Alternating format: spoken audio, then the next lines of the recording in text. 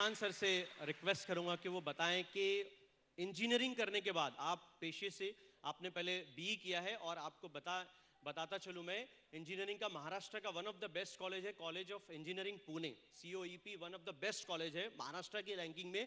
Sir ने वहां से इंजीनियरिंग किया, तो इंजीनियरिंग करने के बाद में MBA का आपने कैसे सोचा, कब सोचा और उसके लिए प्रिपरेशन कैसे किया?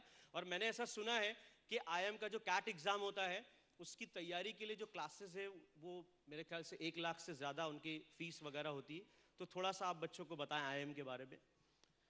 Assalamu alaikum. I'll just conversate in English, okay? It's fine.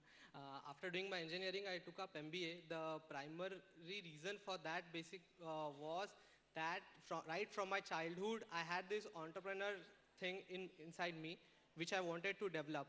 And that is what motivated me to go for an MBA even after doing my engineering. So that is the prime reason. And coming to CAT, though it's a very difficult exam and the classes are too costly, but honestly speaking, the syllabus is just what we cover in our 8th to 12th standard. So nothing great is required, and I don't think coaching is required. I too didn't take any coaching, prepared on my own for CAT and wrote these exams. So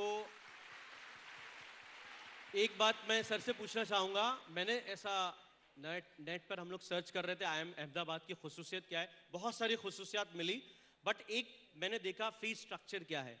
तो fees structure पर जब हम गए तो हमको पता चला कि IIM अहमदाबाद टॉप रैंकिंग में है, नंबर 1 पूरे इंडिया में, और उनकी फिलवक्त 2015 की जो फीस है वो 15.5 lakh.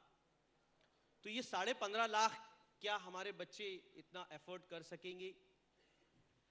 Fees should never be a constraint to achieve what you dream. Let me tell you what I experienced. I come from a very downtrodden family, and I did my engineering on scholarship, even my MBA on scholarship. So fees should never be a constraint to that. देखिए, clear message है बेटा सब लोगों के लिए, बच्चियों के लिए भी, कि फीस कभी भी कोई इशू प्रॉब्लम नहीं हुआ है। हमारे इस प्रोग्राम में बहुत सारे ऐसे लोग बैठे हैं जिन्होंने हमसे ये कहा है कि हमारा नाम खास तौर पे मत लेना, और कुछ लोग ऐसे हैं जिन्होंने ये कहा था कि सर आप पास दे दीजिए, हम लोग आएंगे, कहाँ बैठेंगे आपको शायद पता भी नहीं चलेगा। लेकिन उनका वादा ये है कि आप जिन बच्चों को कहेंगे कि इनको फीस की जरूरत है, उनका एकेडमिक परफॉर्मेंस बहुत अच्छा है, हम उनकी पूरी की पूरी फीस देने के लिए तैयार हैं।